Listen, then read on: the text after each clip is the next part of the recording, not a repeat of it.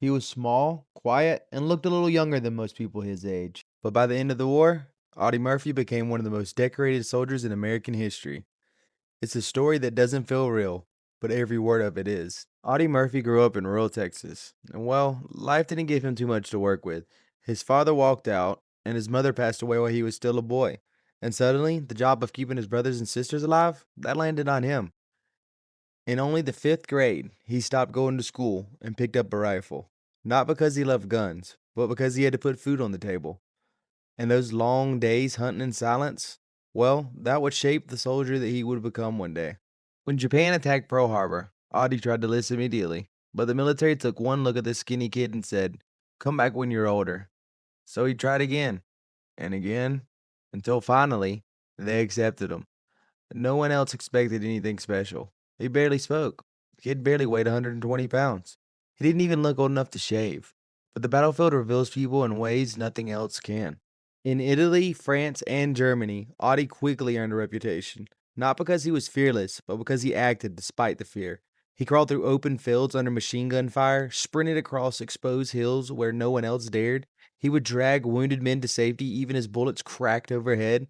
And for these acts of raw courage, he collected medals: Bronze Stars, Silver Stars, the Distinguished Service Cross, and he was still just a teenager.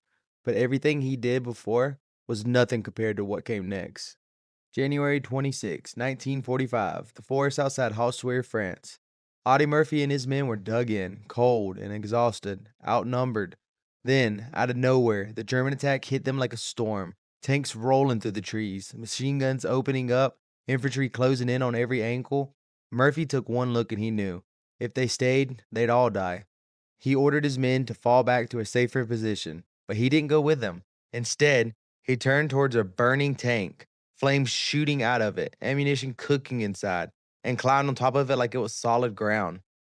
From that burning wreck, he grabbed the 50 caliber machine gun and opened fire, pouring round after round into the advancing German troops. For nearly an hour, he stood alone, just one man against an entire assault force.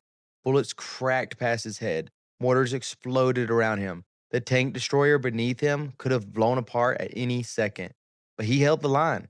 And then when the enemy finally broke and started to pull back, Audie climbed down, limping, covered in smoke, and told his men, "Let's finish this." And well, that's what they did.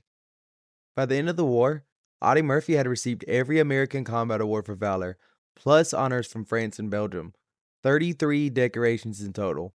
He returned home a hero, but he never saw himself as one.